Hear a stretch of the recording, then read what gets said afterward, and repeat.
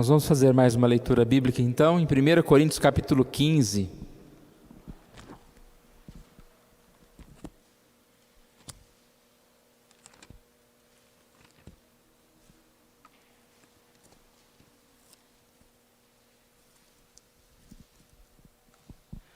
Primeira Coríntios capítulo 15, versos de 8 a 11. Depois também vou ler os versos 24 e 25.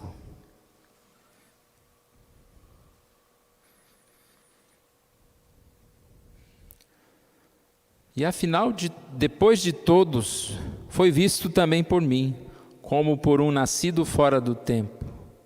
Porque eu sou o menor dos apóstolos, que mesmo não sou digno de ser chamado apóstolo, pois persegui a igreja de Deus.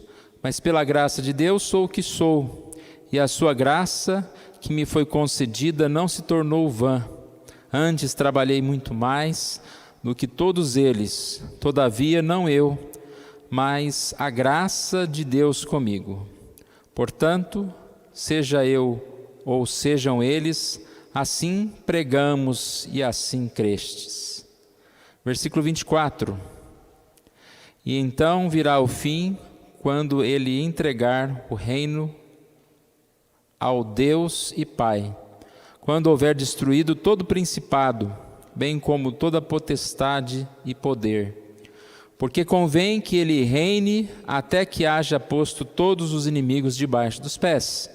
O último inimigo a ser destruído é a morte.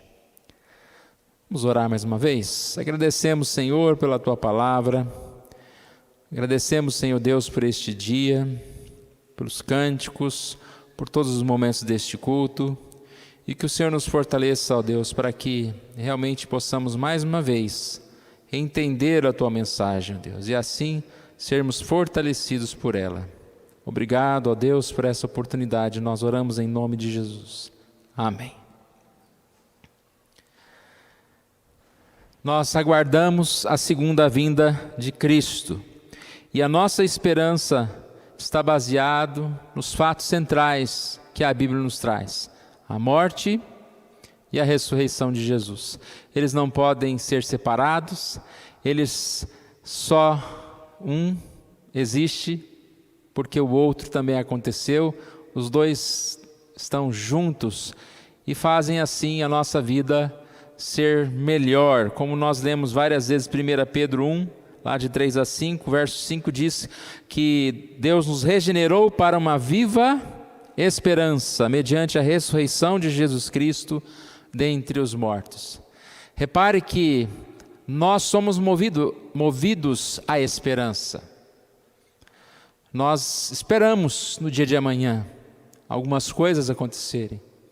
Nós esperamos momentos especiais, como um casamento, como um dia que nós vamos fazer uma viagem. O que nos move a vida, a alegria, é aguardar algo, senão a vida não teria sentido.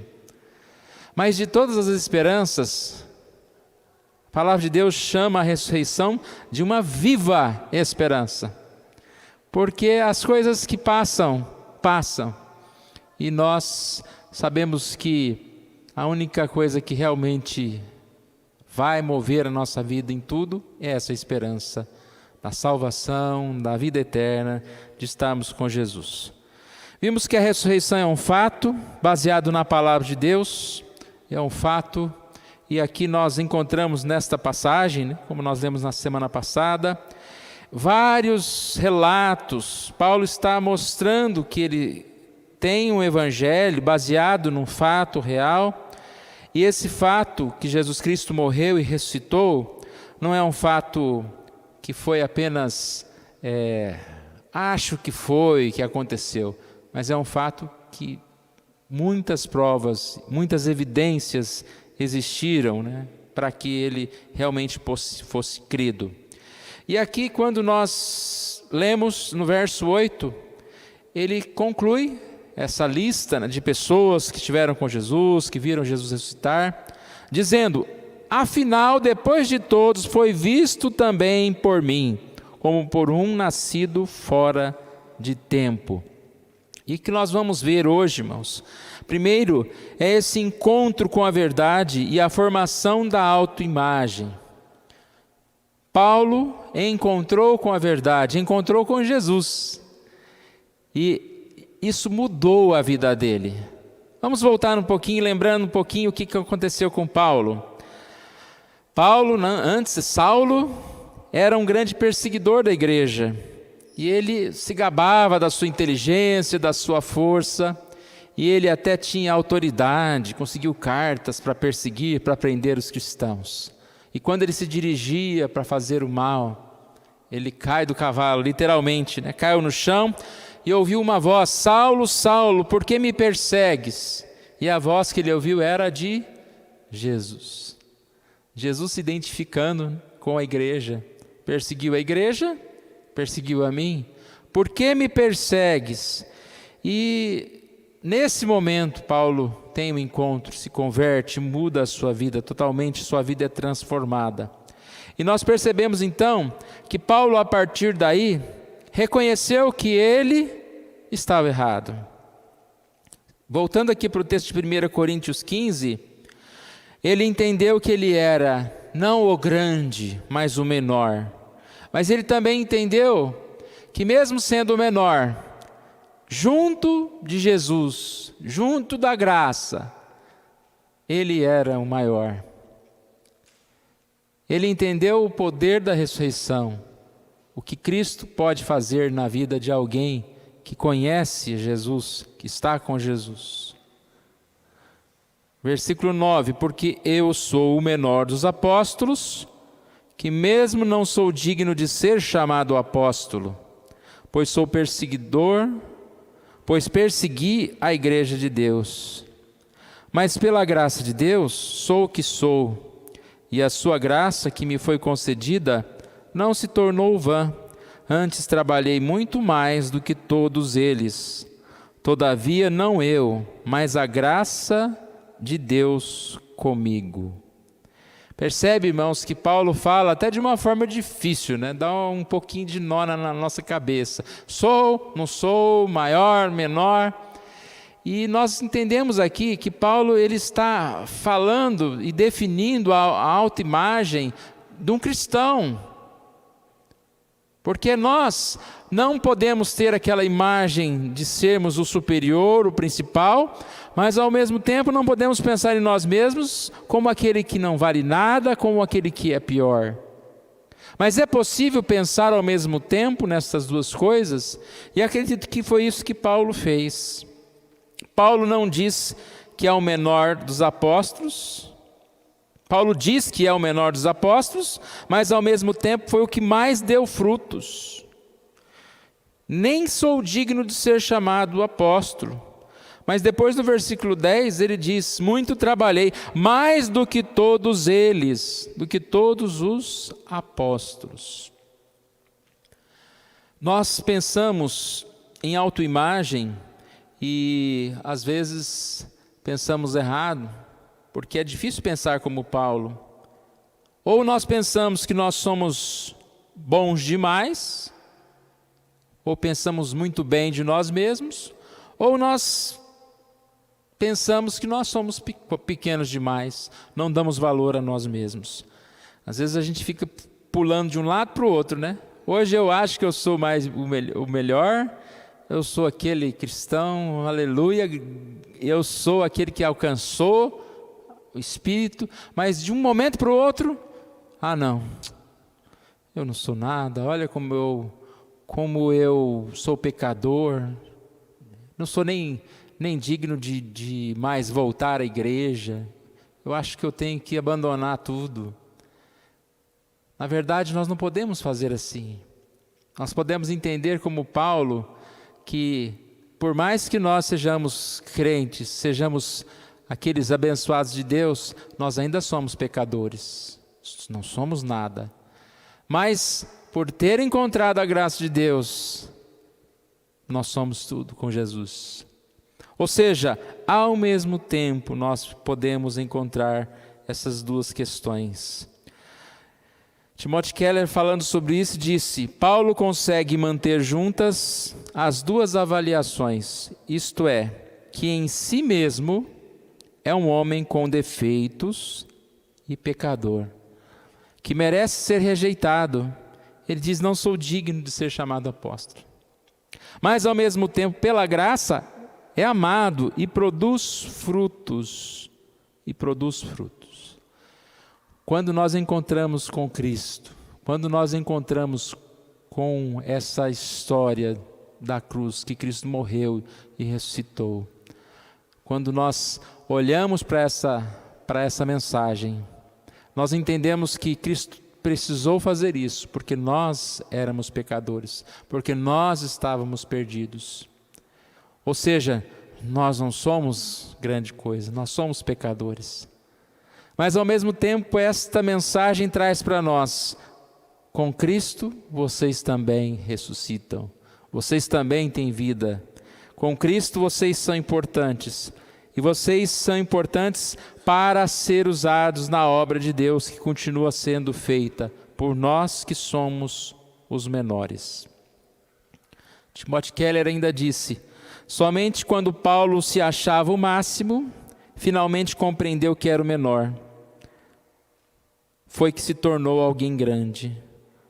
Quando Paulo, que se achava o máximo, compreendeu que era o menor, foi quando se tornou grande. Paulo, irmãos, teve uma luta muito grande para chegar a essa conclusão. Você imagina um homem que era o grande homem, né? A grande autoridade da época. O homem que olhava para Cristo e via talvez um impostor, ou alguém sem capacidade de ser o que ele dizia ser. Paulo teve que vencer as suas dúvidas a respeito da ressurreição. E ele venceu da melhor forma possível, né? Que encontrando com o próprio Jesus ressurreto. O Espírito Santo convenceu Paulo de tudo isso. Como ele é capaz de convencer qualquer um de nós de quem nós somos. A gente não fala sempre isso, irmãos? Que a conversão começa nesse reconhecimento de quem nós somos. E quem nós somos? Pecadores, carentes da glória, da graça de Deus. E quem nós nos tornamos? Livres, abençoados de Deus. Mas ao mesmo tempo, nós precisamos nos manter firmes nessa graça, para não comprometer a palavra, o Evangelho. É difícil olhar para o Paulo e pensar que ele em algum momento poderia cair, poderia se afastar de Deus. Mas ele sabia que ele só não cairia, só manteria-se firme como um apóstolo, como aquele que servia a igreja, pela graça de Deus.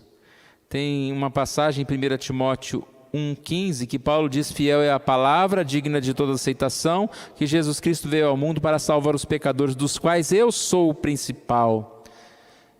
Por que será que ele não diz eu fui o principal? Porque ele sabe que nele, ele tem essa imagem, ele sabe que ele é o pecador.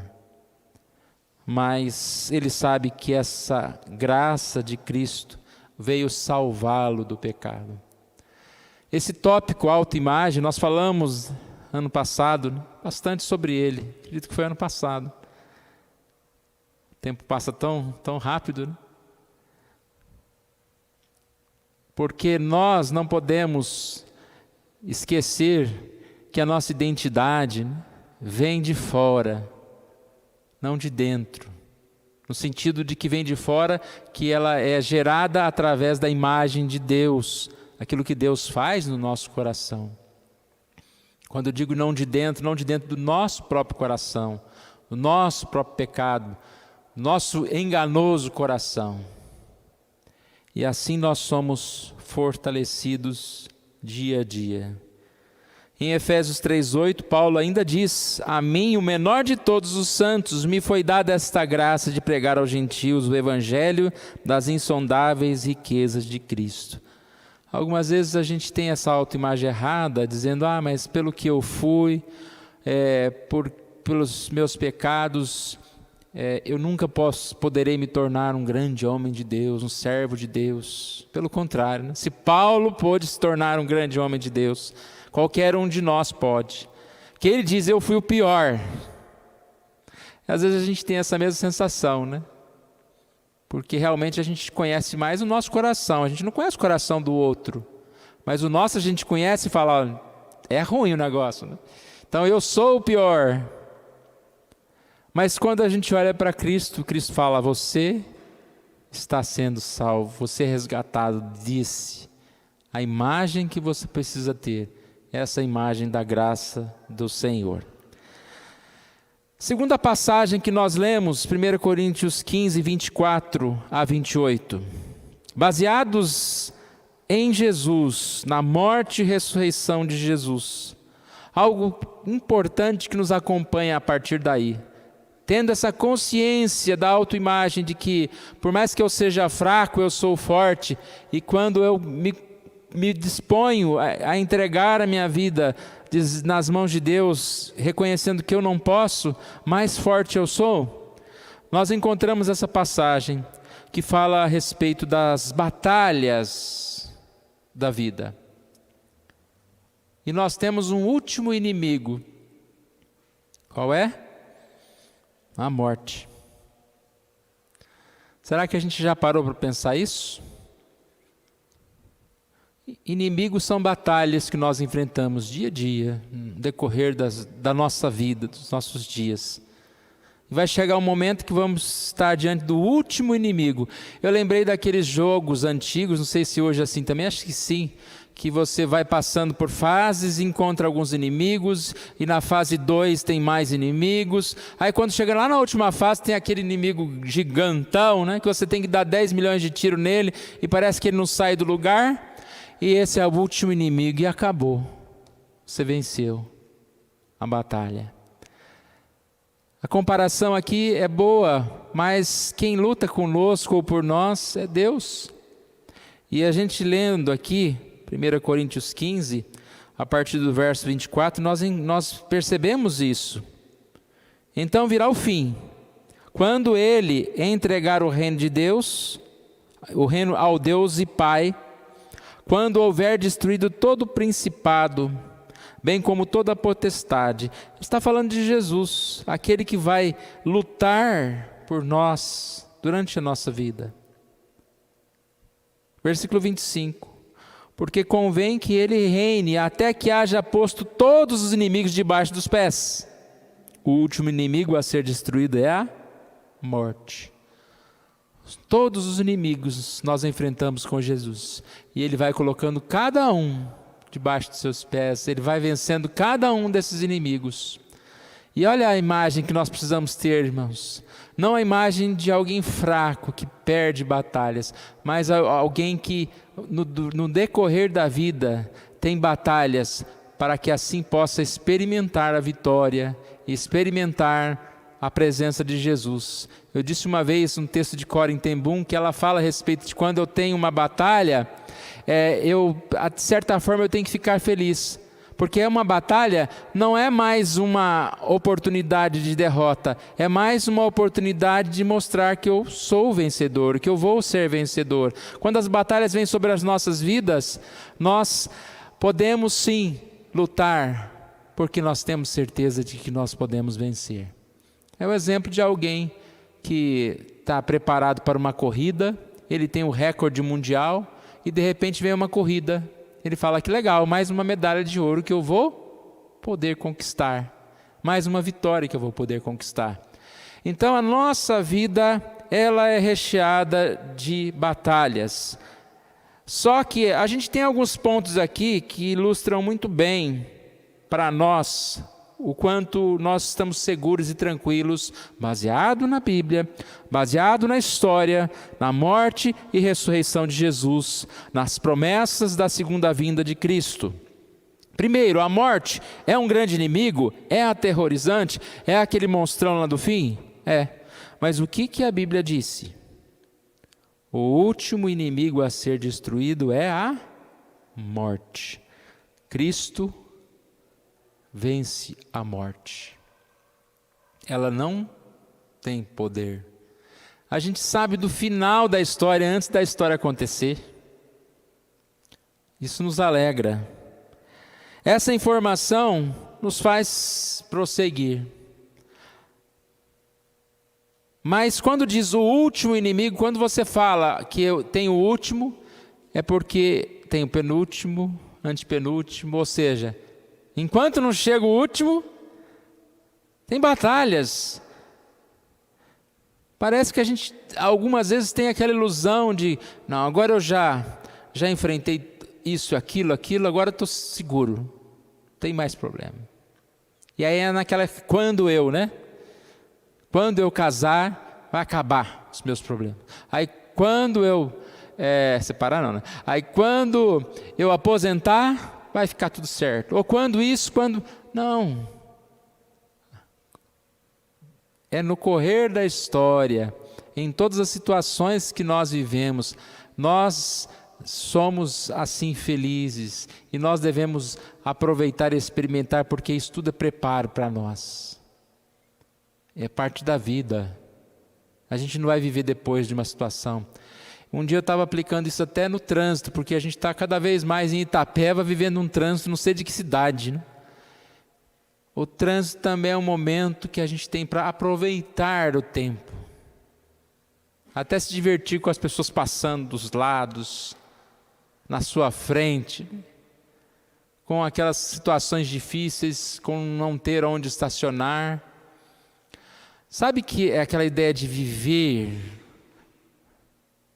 Nós falamos isso sobre igreja, que uma das diferenças da igreja online para a igreja presencial é exatamente tudo que envolve o estar na igreja.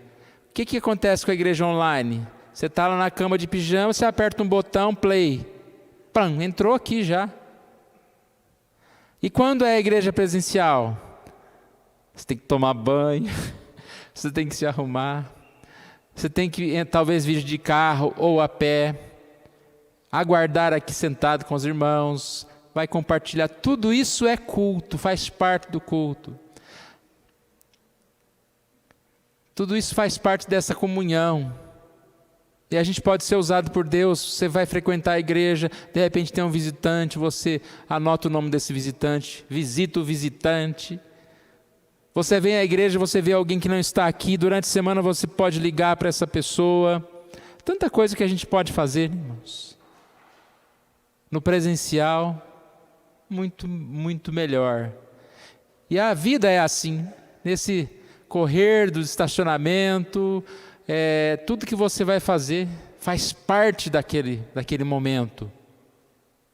E assim nós devemos viver, dia a dia, na certeza que Deus está conosco em cada luta, Ele nos prepara em cada luta, e assim as lutas da vida são para nós fortalecimento. Hoje cedo acho que eu falei um pouco sobre essa questão, que luta para nós é experiência para a gente ficar mais forte. Enquanto para o inimigo a luta é uma oportunidade de nos derrubar, nós temos as lutas como uma oportunidade de nos fortalecer e de glorificar o nome de Deus, como nós vimos hoje cedo. Quanto maior é a luta, mais glória a Deus, que nos mostra como nós somos pequenos.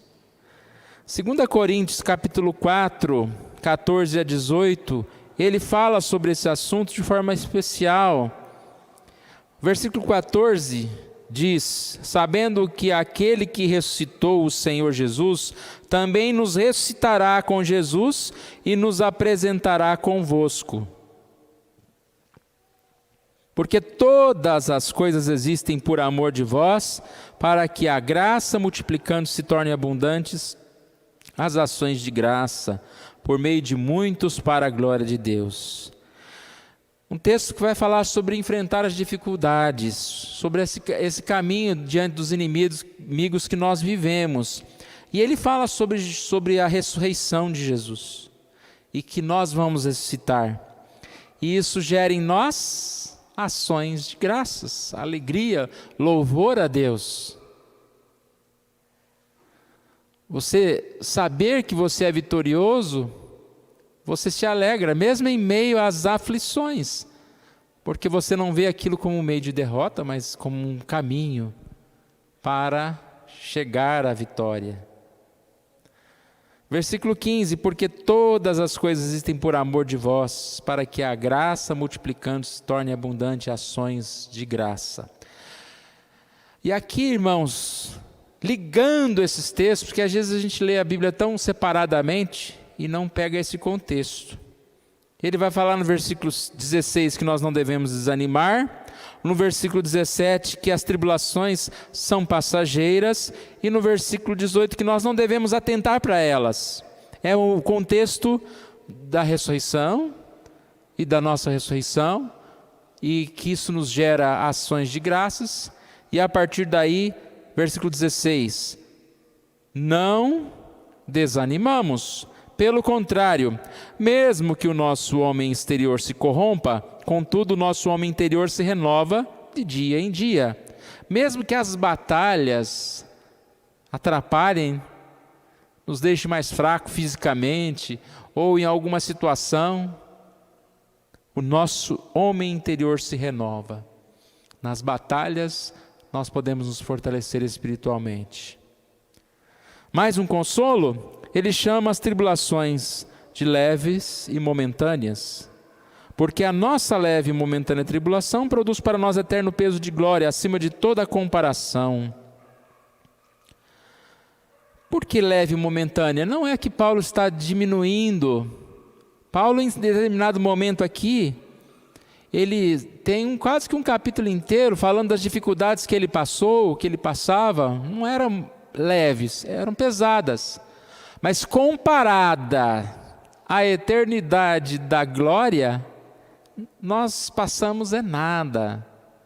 A dificuldade que nós passamos não é um cisquinho, não é nada.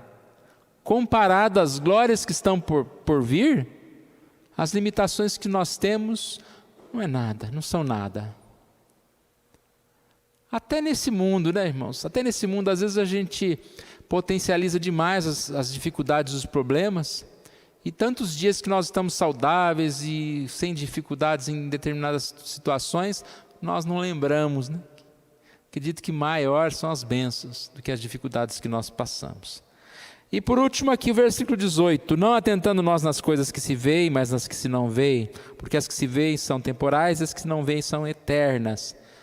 Ele está falando que a gente não tem que ficar atentando para problema, não tem que ficar olhando para as dificuldades, isso é temporal. Atente para aquilo que é eterno, para a mensagem de Deus, para a salvação. Coloque seu coração nos mandamentos do Senhor, porque essas coisas são eternas. Eu por muitas vezes li esse texto e até acho que expliquei de uma forma, não que seja errada, mas levando esse texto para o lado material, que a gente não tem que atentar nas coisas que se veem, no sentido de que buscar os bens materiais, buscar as coisas desse mundo, mas atente para aquilo que não se vê, buscar a paz, a santidade, né? Só que aqui ele está falando não necessariamente de bens materiais, ele está falando das dificuldades mesmo. Não atente para as dificuldades, não fique enchendo sua cabeça com problemas, com polêmicas, com dificuldades financeiras, com tantos problemas que nós vivemos, e às vezes a gente não vive os nossos problemas, está vivendo os problemas dos outros. Quanta gente brava e preocupada e triste por problemas, briga lá na internet de não sei quem com não sei qual, que a gente nem sabe quem é.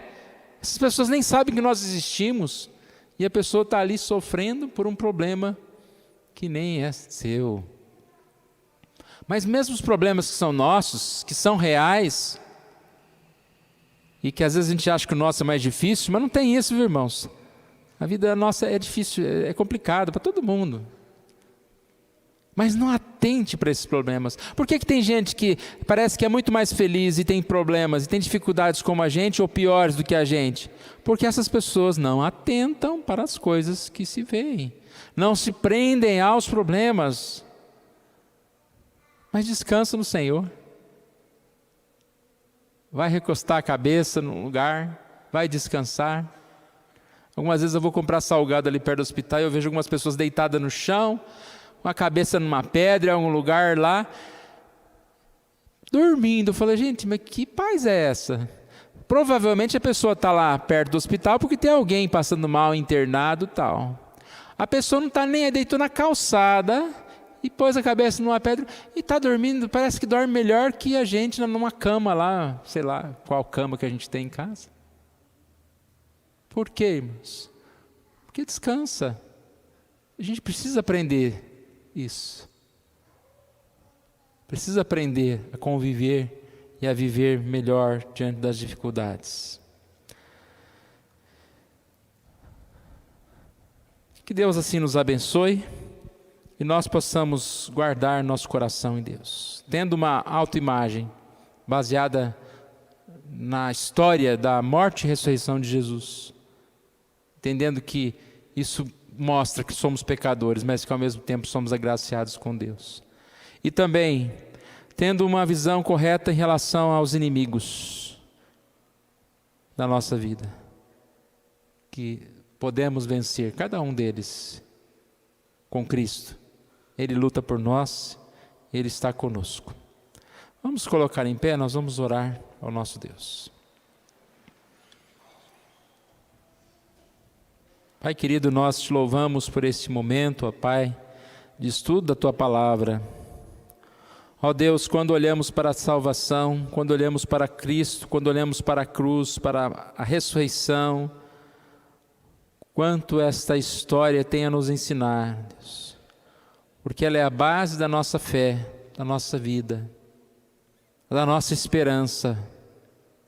Que o Senhor Deus nos abençoe, para que tenhamos uma esperança viva, que nós estejamos crendo no Senhor, Deus, e que crer no Senhor seja algo que contagie, movimente o nosso coração, a nossa vida, para que nós possamos dedicar mais ao Senhor, saber que nós somos, quem nós somos no Senhor, e também que possamos viver dia a dia, confiados no Senhor, que o Senhor nos dá a vitória, e principalmente, por maior que sejam as lutas e derrotas no correr da história, ó Deus, nós nunca esqueçamos que a vitória final está garantida, que o maior inimigo que vem sobre nós, a morte, já está derrotada, ó Deus. Obrigado, ó Pai, pela Tua Palavra, nós oramos em nome de Jesus. Amém.